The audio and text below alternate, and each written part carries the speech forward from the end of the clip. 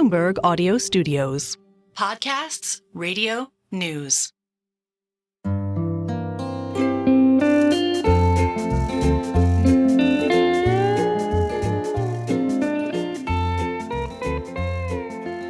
Hello and welcome to another episode of the Odd Lots podcast. I'm Tracy Alloway. And I'm Joe Weisenthal. Joe, what's been your favorite ChatGPT or Claude prompt so far?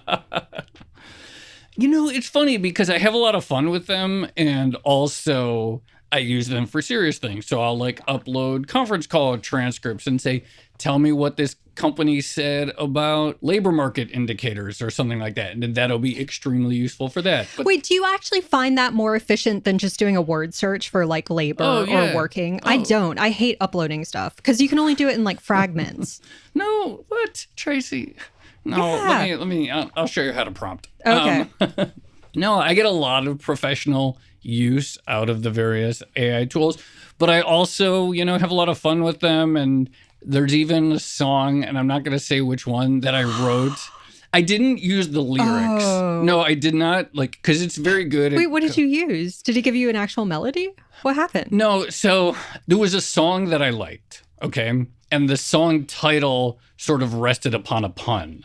Okay. And so I asked ChatGPT to come up with another song that sort of had a similar twist based on the headline of that song. I needed basically a song prompt idea.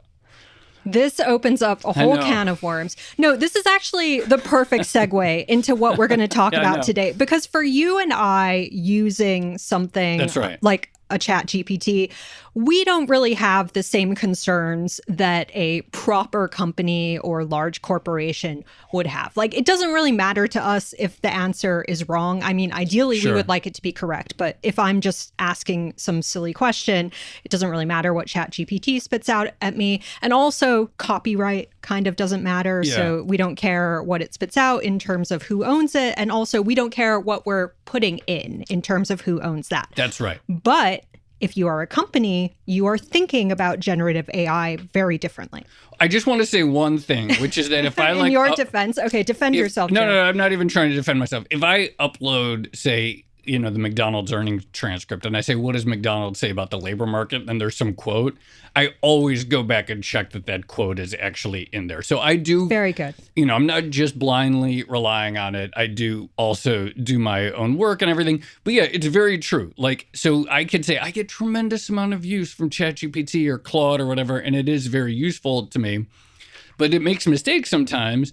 And if you think about deploying AI in the sort of enterprise world, then maybe a 1% mistake rate or a 1% hallucination, or whatever you want to call them, is just completely unacceptable and a level of risk that makes it almost unusable for professional purposes. Absolutely. And of course, the other thing with AI is there is still this ongoing, very heated debate about how transformational it's actually going to be. So you and I are using it as, a productivity hack in some cases, or maybe to generate song lyrics or even songs in some cases. But what is the true use case for this particular technology? There's still a lot of debate about that. And That's correct.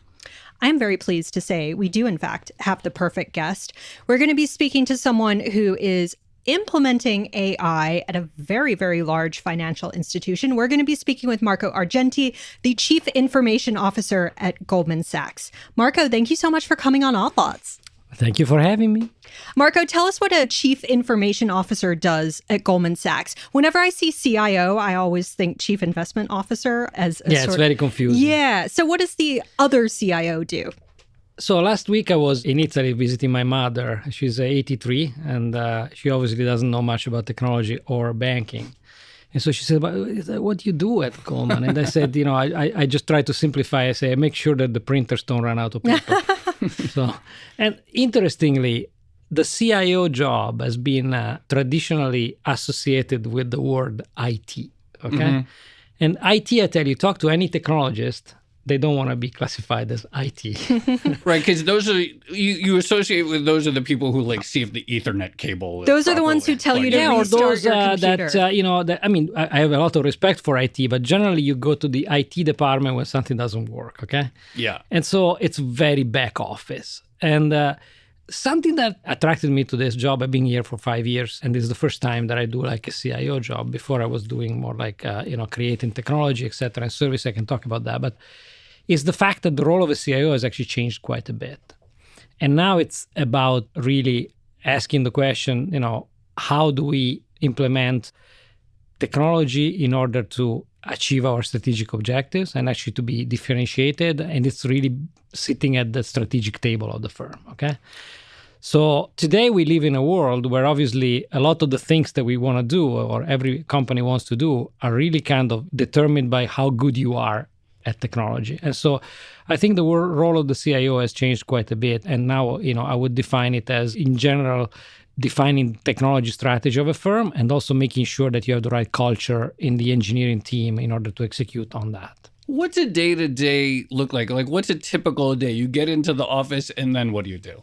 Well, I get into the office and I generally, like everybody else, I talk to people every day, all day. And so I talk to people, we have a bunch of meetings, one after the other, and I have teams coming to me with either regularly scheduled meetings or meetings that have been requested to discuss a certain topic. And, we just go through. Is there a whiteboard?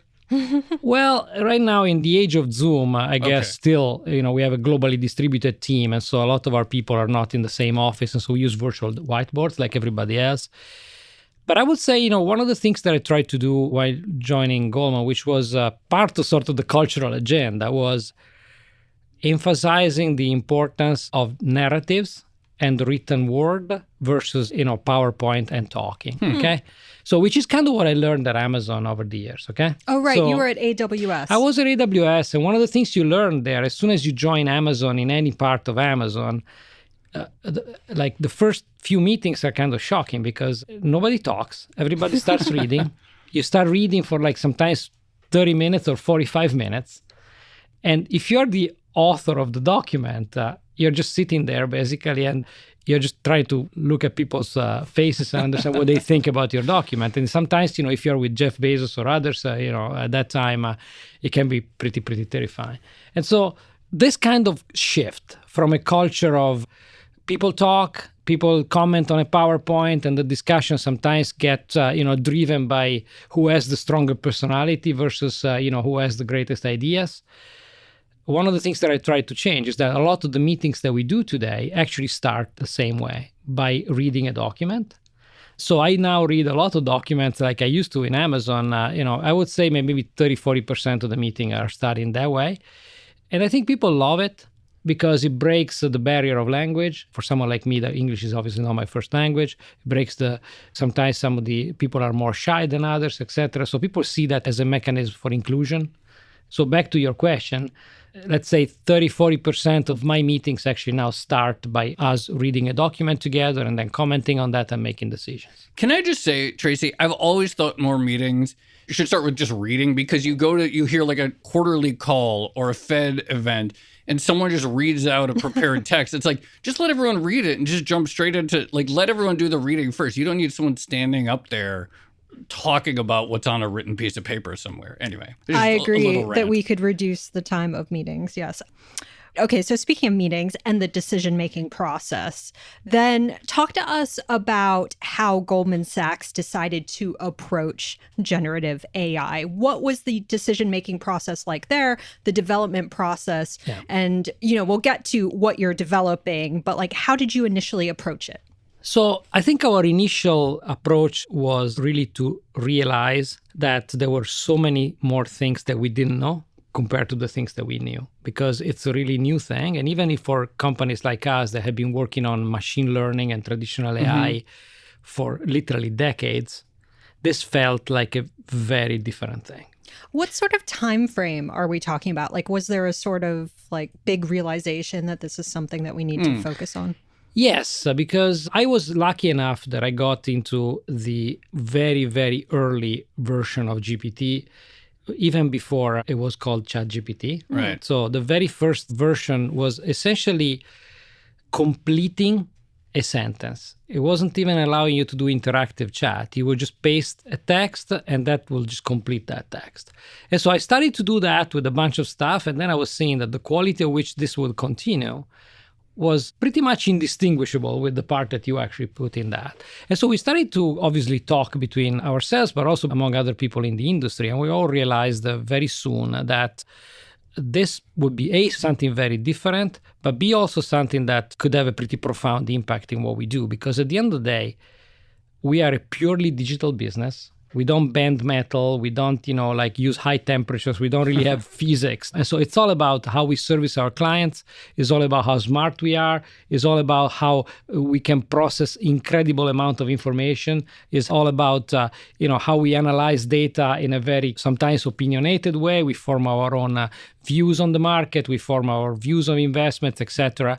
And so given that this AI showed very early sign of being able to synthesize and summarize very complex sets of information, but also identify patterns, we thought that could be something that we definitely need to pay attention to. So given that, one of the things that we decided to do very early on was to put a structure, and I can say that more about that, but put a structure around this so that we could experiment, but in a sort of a safe and controlled way. Okay? Right. So you decided to develop your own Goldman Sachs AI model versus, use a ChatGPT or a Claude or getting something off the shelf. Actually, initially we kind of thought about that, but then very quickly we decided that our time was spent much better with using existing models, which, by the way, were iterating really, really quickly, but then put them in a condition so that they will be safe to use and also they will actually give us the most reliable information. Because taken as they are, you can't just drop a model in an environment like Goldman and then, to your earlier point of a 1% inaccuracy, even 0.1% inaccuracy is completely unacceptable. Plus, there are a lot of potential issues related to, what data has it been used to train. And, there is a lot of uncertainty with regards to, what are the boundaries between what you can safely use and what you can't. And so what we decided to do was instead to build a platform around the model. So think of that almost as if you had a nuclear reactor. You know that now you have invented fission or fusion, and there is a lot of power that can be generated from that, but then you need to contain it and direct it in a certain way. And so we built this GS AI platform, which essentially takes a variety of models that we select, puts them in a condition of being completely segregated and completely secluded and completely safe from an information security standpoint, abstract some of the ways to use the model so that our developers can use the models interchangeably, and then creates a set of standardized way to, for example, improve the accuracy using retrieval augmented generation, access external or internal data sources, applying entitlement so that someone that is on the private side is going to see different information than someone is on the public side. And then on top of that, build a developer environment so that people will very easily be able to embed that AI in their own applications. And so imagine this, we got a great engine and we decided to build a great car around that.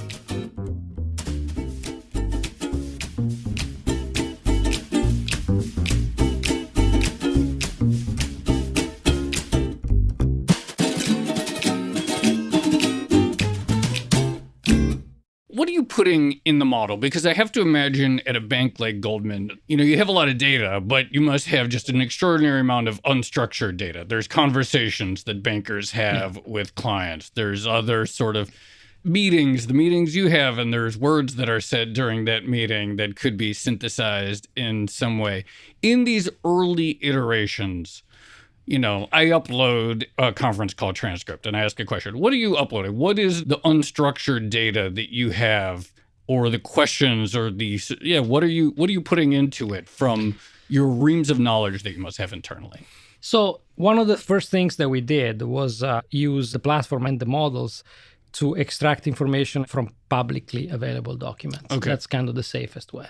public filing of the case and all the Qs and and obviously earnings, and put our bankers in a condition to be able to ask very, very sophisticated, multi-dimensional questions around what was reported, cross-ref it with previous reports, cross-ref it with any announcement, any earnings call, transcripts, all things that are out there but just are difficult to bring together. And so that has evolved into a tool that basically we use, and we're rolling it out right now as an assistant to our bankers so that they can, service their client or answer client questions or even their own questions in a time that is a fraction of what it used to take. Even generate, documents that then can be, shared with clients and so on and so forth. And obviously, we always have as a rule, like when you drive a car that has some autonomous capability, that you always keep the hands on the wheel. Our rule is that there always needs to be a human in the loop, okay? And so the way that works is actually interesting because we found out that you can't just shove something into a model and then pretend that the model is going to give you the answer right away. Why? Well, because models by themselves, they essentially apply a stochastic or a statistical way to understand what is the next word that they need to say. And so no matter how good is the material that you put in, there's always going to be some level of variability. There is almost like the intersection between the documents that you insert and what is I call it like the shadow of all the knowledge, of all the things that the model has seen before. And so we really perfected this. There are two techniques that are widely used to improve the accuracy of the answers. One is working on the way those models represent knowledge, which is called embeddings technically. And the concept of embeddings, by the way, everybody talks about embeddings, but then very few people actually, it took me a while to understand that well. And an embedding is simply a way for the model to parameterize and create a description of what they're seeing. So if I see a phone, for example, in front of me, the embeddings of a phone could be, it's a piece of electronic. Yes, one. It's definitely a piece of electronics. It's edible, 0. You can't really eat it.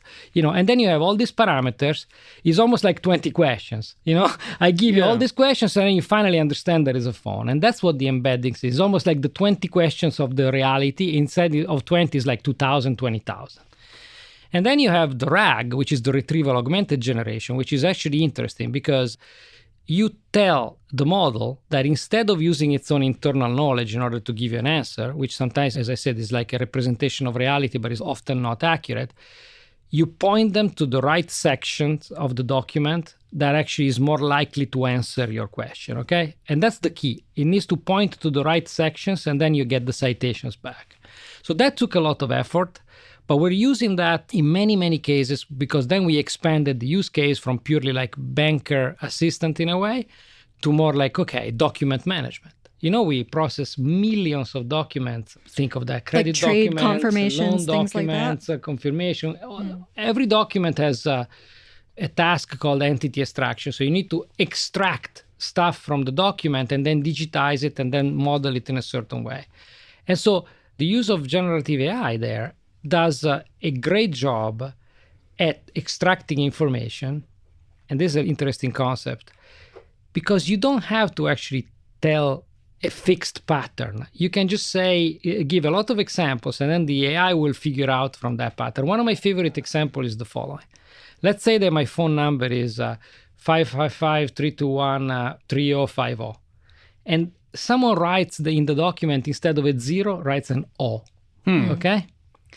You can test it yourself even with GPT. If you give a number with an O instead of a 0 and you ask GPT, what's likely wrong with this entity? GPT is going to tell you, well, it looks like a phone number. That is an O, which generally is not in phone numbers. Most likely this is the correct phone number. Now, nobody has written software to do a pattern matching there. Right. And imagine if in the traditional way of doing entity extraction, there were developers, they were writing rules. They were saying, okay, numbers, it needs to be 10 digits and blah, blah, blah. The AI figures out their own rules. Yeah. That are the most likely. So this is the key thing. It has common sense. And that common sense, when you're dealing with millions of documents that contain all bunch of ways that humans might have written those things, And imagine the complexity of all the rules that you need to write, that every bank has the same problem. This simplifies things tremendously because it's able to figure out what's most likely by itself. And so that thing evolved into a tremendous time saving for everybody in the bank that has to do with the workflow documents. And so that was a very interesting finding that we did early on. And so again, to summarize, models are raw material of intelligence. You need to somehow direct them, you need to guide them, you need to instruct them, you need to put them in an environment that actually gets the most out of that. And that's what we've been focusing on. So going back to the analogy that you used previously, this idea of a nuclear reactor and sort of building the containment casing or the protective casing around it, I imagine one of the complications of being Goldman Sachs and working with AI is that you're a regulated financial entity. How does that added complexity affect your use of AI? Are there additional data considerations or additional InfoSec considerations? I think that's a great question because obviously we live in a regulated world. And in fact, I have to tell you that in this case, regulation actually helps us think through all the possible unknown of something that, as I said, is something that is still largely something that nobody really completely understands. And so what we did was to put governance around the usage of the models and also governance with regards to the use cases that we can implement on the models. Every bank has a function called model risk, which in the traditional sense, a model is any decision or any algorithm that is running automatically to do, for example, pricing, or there is a lot of that tradition in every bank, risk calculation, etc. So that's the traditional model risk. We use that very well established pattern that is also that has its own second and third line like controls and supervision, also to validate what we do on the AI side. So there is a governance part, which we really set up very early on. We have an AI committee that looks at the business case. Should we do this? And then we have a AI control and risk committee that looks at, okay, how are we going to do that? And then the two of them need to actually come together before we can release a use case. And then, of course, we did a lot of work with regards to the, let's say, accuracy, lineage, and in a way, the way you connect the output to where does the data come from. And who can actually see that, what we call entitlements. And we did that in lockstep with the regulators. So that I think, in a word, I think we put a sort of what we like to call responsible AI first, since the very beginning. And it really helped us, the fact that, we embedded all those controls into a single platform. That is how our people use AI inside Goldman. This is something I'm really interested in just from a technical perspective, but can you talk a little bit more about that interoperability aspect? So you have a pool of data that is Goldman's that you presumably don't really want to share with outside entities. Yeah. So how do you plug that into an AI model if you're working with, ChatGPT or Claude or something like that? Yeah, so there are two ways that we do that. We use the sort of a large proprietary models in a way that, we worked with Microsoft, we worked with Google, we had very strong partnerships so that essentially there are controls that guarantee that nobody has access to the data that we put into the model, that the data leaves no side effects, so it's not saved anywhere. It only stays in memory. The model is completely stateless, meaning that the state of the model doesn't change after the data comes through. So there is no training, there is nothing done on that data. And also that operator access, meaning who can actually access the memory of those machines, is restricted and controlled and needs to be agreed with us. So imagine securing, putting a vault around those models. But even then, what's really, really sort of secret sauce, proprietary, etc., we like to use also a different approach to use open source models that we can run on our own environments, okay? And we like a lot of open source models. I have to say the one we particularly like is Llama, and actually Llama 3 and Llama 3.1, especially That's the one developed by Facebook or That's Meta. Right, or Meta, yeah. So they recently announced Llama 3.1, which has a version that is 405 billion parameters, so it's pretty large. And it seems to be performing, the gap with those big foundational models is now very, very narrow. So for that, we run it in our own sort of a private cloud, call it that way, with GPUs that we own. And we train it with data that stays in that environment. So imagine that, our approach is, okay, there is a sort of a rating of sensitivity of this data.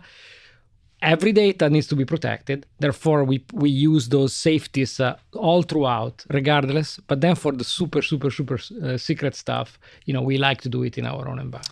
Since you're talking about building your own environment, and this is something we've talked a lot about on the podcast, hardware constraints, energy constraints, things like that. How does that manifest in your world, some of these physical, real-world constraints to building out the compute platform at Goldman Sachs?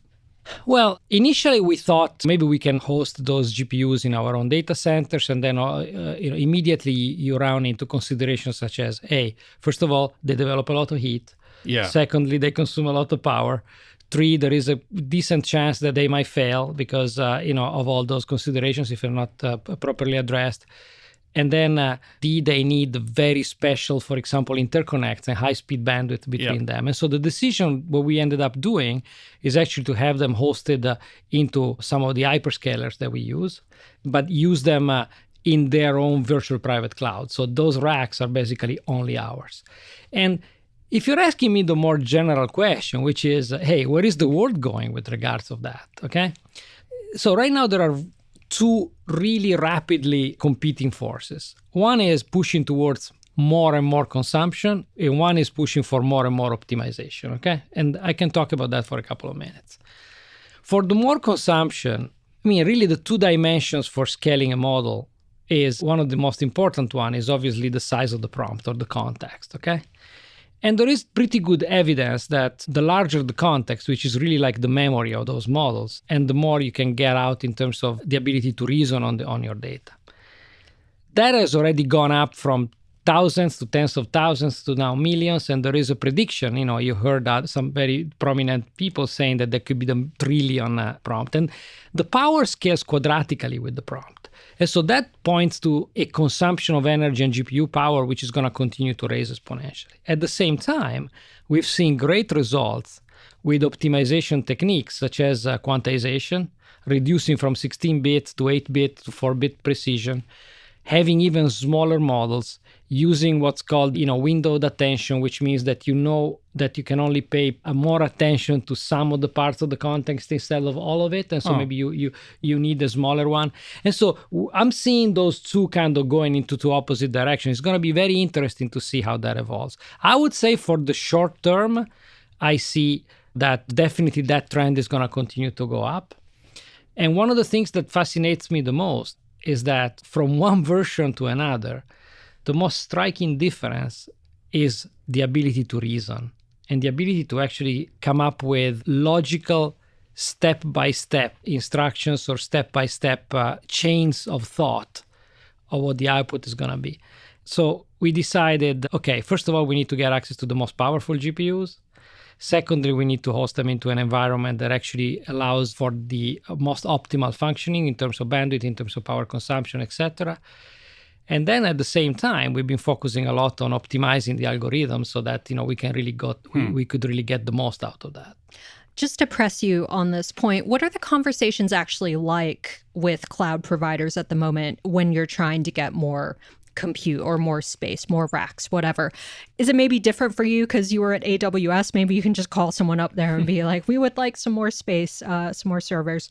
Or have you found yourselves at times maybe limited in what you can do by the amount of power available to you? Well, I wish that would be the case, but I cannot just pick up the phone and and get whatever I want. But I think so far, obviously because we are a really good client of those companies in general, but also because we've been very selective in the use cases that we put in production. I have to say, like I said before, think about that. If you look at the consumption of resources today, those who consume more resources are people that actually do the training of their own models, okay? And initially, everybody was trying to do full training from scratch, which was taking like the absolute, if that's 100, we do fine tuning, which is adaptation of existing models. That could be 1 to 100 or less in terms of consumption of resources. So because of the techniques that we're using and because of the fact that we decided to really focus on fine tuning or RAG versus full training, we haven't really hit any caps. And also I have to be honest, we bought our GPUs pretty well early. So probably there wasn't as much craziness as there is today. And so that's turned out probably to be a good idea.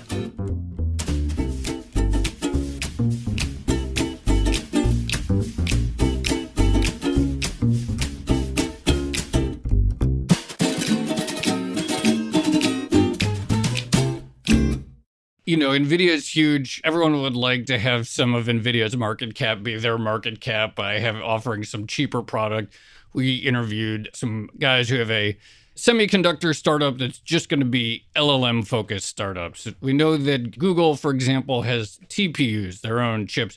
Can you envision as a roadmap some alternative where GPUs are not the dominant hardware for AI? Well, that's literally like, the $1 trillion question. Yeah, well, that's right? what I'm asking you. Yeah, but I'm not an analyst and I'm just a technology. Remember, I'm the guy that makes sure that the printers I don't would run say out you're of paper. probably a better person to ask than an analyst because you're actually the one who's going to be making buying decisions. Then I'm going to answer to you. So you have to distinguish between, there are actually two dimensions that we need to consider. One is training and the other one is inference. Okay, that's the first dichotomy. For training, at the moment, there's most likely nothing better than GPUs, okay? Because when you train a model, the software or PyTorch or whatever framework needs to see all your GPUs as one, as a cluster. And it's not just the GPU itself, but it's what NVIDIA has been doing a great job at is actually to make them work in unison with the virtualization software called CUDA, which runs on NVIDIA GPUs, which is a pretty extraordinary piece of software. And it became the standard for that. And also because, the performance premium that you have on those GPUs, when you're trying to train those incredibly large models, is something that you really, really want. And so the training part, I'm pretty sure that is going to be dominated by GPUs for a while. But then, as those models get used, obviously the pendulum swings towards inference, which is the actual, now you have a model which is a bunch of weights, and you just need to calculate a bunch of matrix multiplications. On that, I think accelerators and specialized chips are actually going to have a really big role to play. So you may imagine that you go from a world where everybody builds the cars and not too many people drive the cars, into a world where most people are going to drive cars. And then there is another two dimensions, which is models that are hosted by the client and models that are hosted by a hyperscaler. So as you know today, I can take a model like Llama, I can put it in my own environment. You can run it on a MacBook. I can run it on a MacBook, or I can run it in my own data center and with my own GPUs. And given that I'm used to GPUs, given that those are the ones that we can buy, given that CUDA is what developers know, etc., I'm most likely going to use that. That's a good part for NVIDIA for that. But then there is another way to use those models, which is to have someone host them for me, and I just access them through an API. That's what services like Amazon Bedrock does. You basically choose your own model, and then you serve it through them. When you do that, you don't really know what's underneath. You don't know if it's a GPU or if it is an accelerator, if it is Amazon's own chips or Google's own chips, etc. And so now the real question, that's why the $1 trillion question is, are most people going to use those models through hosted environments where the hyperscaler will have a lot of freedom with regards to what they use underneath, and most likely they will vertically integrate? Or are they going to use them, themselves in a more like, in a self-service way? And in that case, it's less likely that those accelerators are going to dominate. We currently are in sort of a, balanced way because we have our own that we use, like I described, and also we use, the hosted models. And so where is this going to go? It's hard to say because I think it depends on the evolution of the models, and it depends which models are going to be made available as an open source that you can actually host yourself.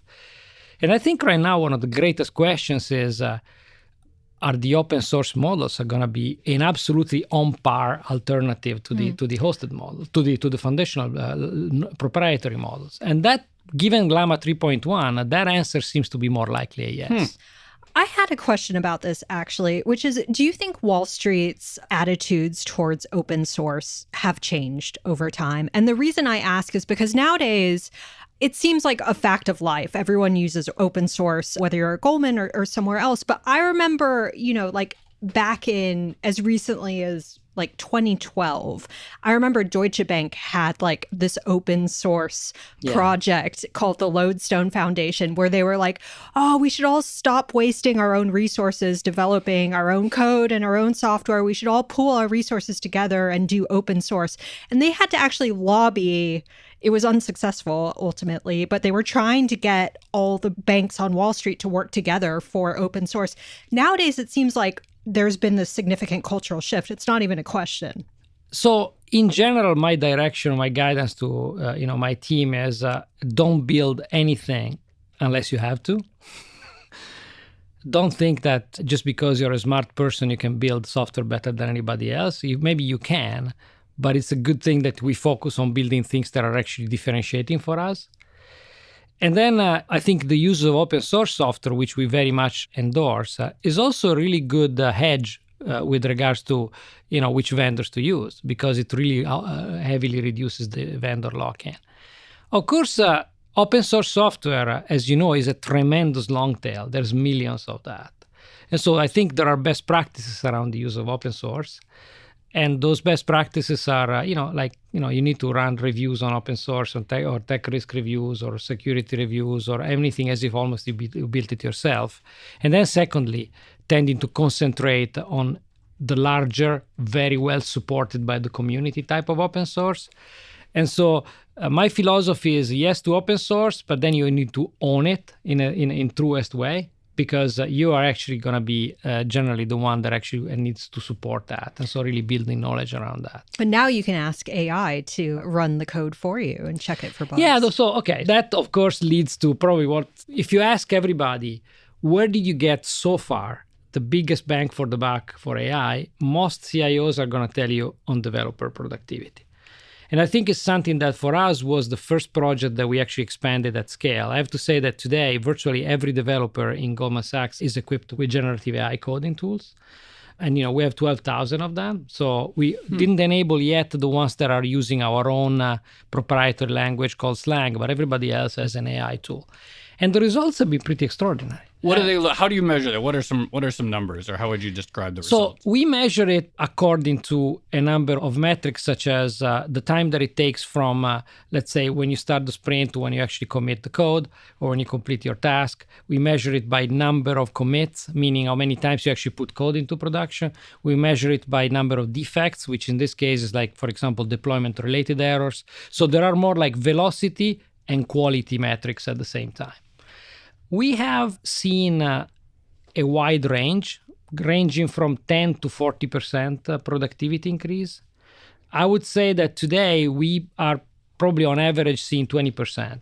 Now, developers don't spend 100% of their time coding. Right. They maybe spend 50% of their time coding. So your question is, what are they doing with half of their time? Well, there is a lot of other activities, such as documenting code, such as doing deployment scripts, doing a bunch of tests, etc., etc. So what's called generally the software development life cycle. Okay, and so we see net of 10%.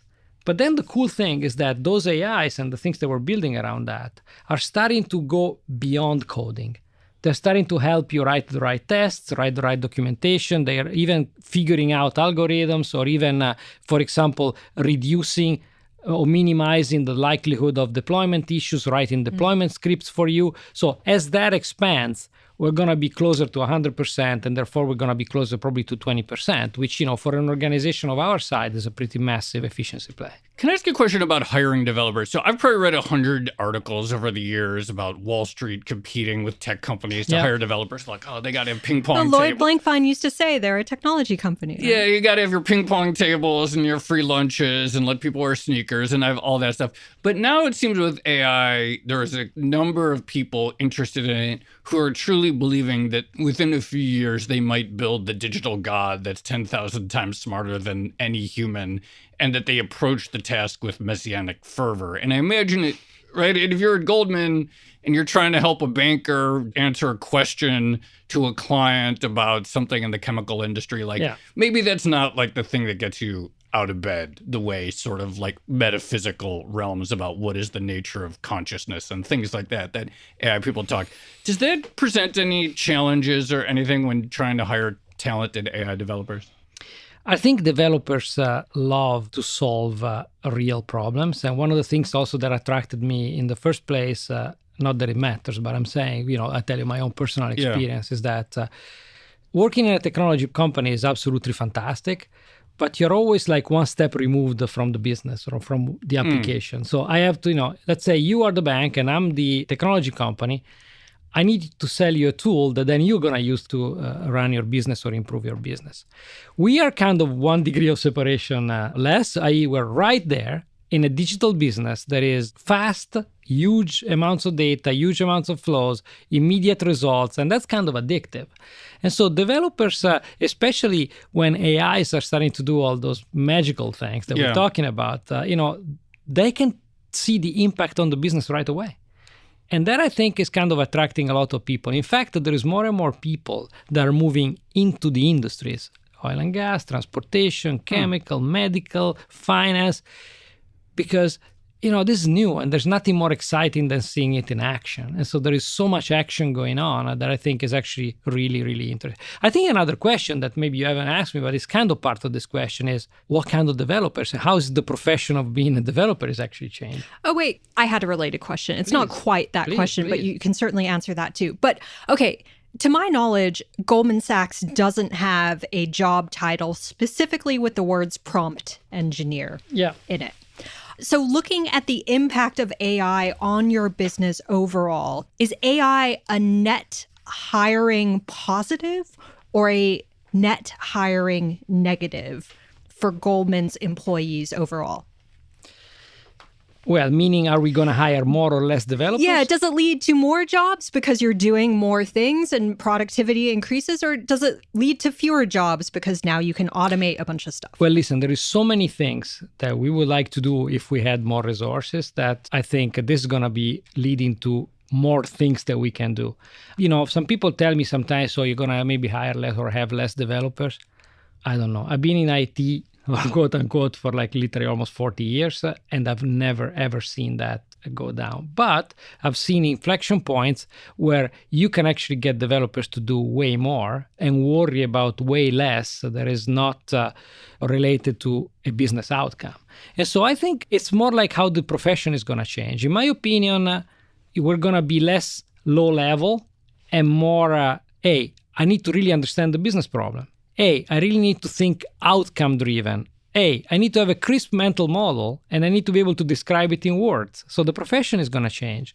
And there are tasks that I think are so repetitive that the automation of those is actually going to help developers, really kind of feeling really, really connected with the business and with the strategy, and that will attract people that are generally curious, that are generally interested in understanding what we actually do. So the focus kind of shifts from the how to the what and to the why, which is really kind of at the heart, I think, of this evolution of technology over the years, from the back office of IT, which doesn't even know what you're doing, but as long as your monitor is actually working, to, I'm actually able to take a business problem and break it down into pieces that then even an AI can write code for. So to your specific question, I think this might maybe potentially for some companies are going to try to realize some of those efficiencies by curbing the growth or even sometimes reducing it. For companies like us that are extremely competitive, for companies that have lots of ambition, this is a race at the end of the day. And I think we're going to go for, trying to get even more out of our developers and actually trying to turn them more into something that makes them feel super, super connected to the business. What about non-developer roles, non-tech roles? And, again, I guess a company like Goldman doesn't have, probably a lot of like low-level customer support things where in a window it's like, I need to change my plane ticket, et cetera. But, a lot of modern work is essentially just answering somebody's basic question. Are there roles within a bank that are going to either fundamentally change or go away due to sort of agentic or generative AI? I think a lot of the work that is about content production or content summarization will actually be streamlined quite a bit. Like, for example, taking an earnings report and making it into 10 different sources in order to for different channels of distribution. Here's the one for internal people. Here's the one for the client. Here's the one for the website, et cetera, et cetera. Imagine the creation of pitch books for clients where you take templates, you put a bunch of data, you go out and do research, you take logos, you take this, you take that. There is a lot of that machinery and factory, which, we have thousands of people doing that. I'm sure there's a lot of junior analysts who would be maybe glad to hear that some of making pitch books is going to be automated. No, but I think away. that's a good thing. It takes away some of the toil. And so I think at the end of the day, listen, right now, have you noticed that everything is kind of converging to words and concepts? No matter if you're a developer, if you're a knowledge worker, those jobs are kind of colliding. And I'm absolutely, developers have seen that first. Why? Well, because it's a low-hanging fruit. The developers deal with the vocabulary that is not 50,000 words. It's like 200-300 keywords for a language. And so, of course, that works extremely well. And, of course, that's the first thing to go. But I think eventually the knowledge worker is going to be, the one that is really benefiting. No matter if you are a developer or if you are working on a pitch book or if you're working on a summarization of a meeting or the action items or you're working on a strategy, et cetera, et cetera. And I think overall, this will elevate the quality of the work, which then everybody says a happy worker or a happy developer is a productive developer. I think you're happy when you're actually doing something that allows you to do your best work. And I'm hoping that if AI allows all of us to do more of our best work, I think it's going to be, probably the biggest effect that we can have. I know we just have a couple more minutes, so one very quick question. What makes a good prompt? Well, believe it or not, empathy. You need to be empathic and you need to be gentle and you need to be kind and you need to kind of, take... Joe's looking at me Tracy, like I'm not empathetic in my prompts. I always say please and thank you. No, Tracy makes fun of me for how empathetic No, I am. I've said it's very sweet that you say please and thank you. You need to take the AI literally by the hand and take it where you want to go. And I tell you that, one of my more interesting experience with prompts is the following. You know how hard it is to get an AI to say, I don't know? Oh, yeah. It's almost impossible. You're always going to get an answer. And so one time I decided I want to get it to the point, and so I had to navigate the prompt and the AI to understand that it was safe and okay to say, I don't know. And so then at the end, I prompted, I said, what's the capital of, the United States? It was Washington, D.C. Okay. And then I said, what's the weather going to be like tomorrow? And I got an answer. And then I said, what's the weather going to be in a year? And it's simply, I don't know. And then at one point, I even decided what to say. It's like, is there a role for humans in a world of AI? I don't want to know the answer. Yeah. ... Oh, okay. Okay, well, everyone's going to be off on ChatGPT now trying to get it to say, I don't know. Marco Argenti from Goldman Sachs, thank you so much. That was good fun. Thank you, Joan. Thank you so much. Thank you so much.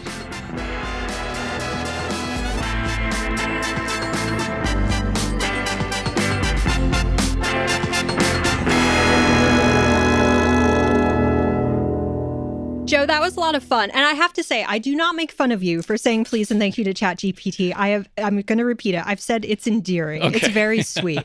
And I've tried to follow your example. And I don't say thank you because I usually move on to the next question, but I do say please. I've heard this, though. It's funny that he said that because I actually have heard this, that there does seem to be quantitative evidence that words like please and thank you, et cetera, do actually improve the quality. Yeah. Huh. Matt Busegan, who, we've known on Twitter forever, has posted about this. So there's a good reason to do it besides just the habit. All entities you talk to, you should be in the habit of politeness. Oh, yeah. That was your argument, right? Yeah.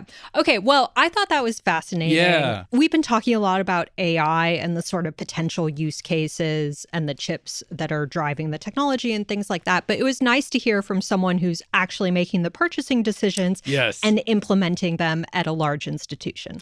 Absolutely. That was probably one of my favorite AI conversations we had for precisely that reason, because it was interesting hearing him talk about this idea that right now, like these open source models, particularly like the latest version of Llama, is getting really close to sort of the core proprietary models.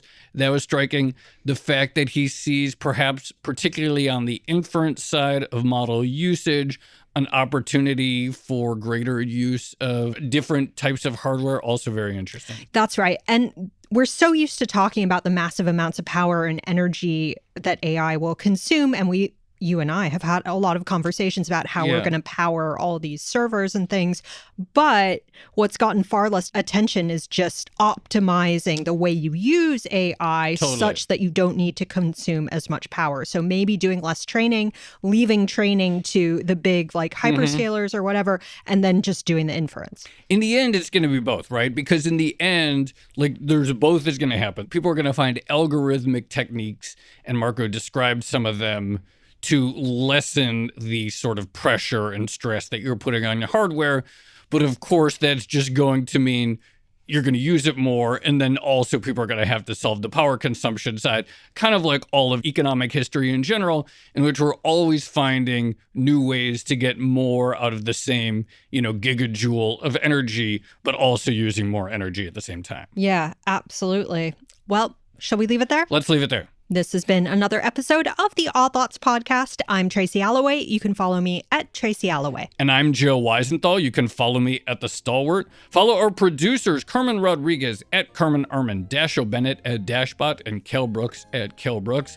Thank you to our producer, Moses Andam. And for more Odd Lots content, go to Bloomberg.com/oddlots, where we have transcripts, a blog, and a newsletter. And you can chat about all of these topics in our Discord, where we even have an AI channel. Great stuff in there, discord.gg/oddlots. And if you enjoy Odd Lots, if you like our continuing series of AI conversations, then please leave us a positive review on your favorite podcast platform. And remember, if you are a Bloomberg subscriber, you can listen to all of our episodes absolutely ad-free. All you need to do is connect your Bloomberg account with Apple Podcasts. In order to do that, just find the Bloomberg channel on Apple Podcasts and follow the instructions there. Thanks for listening.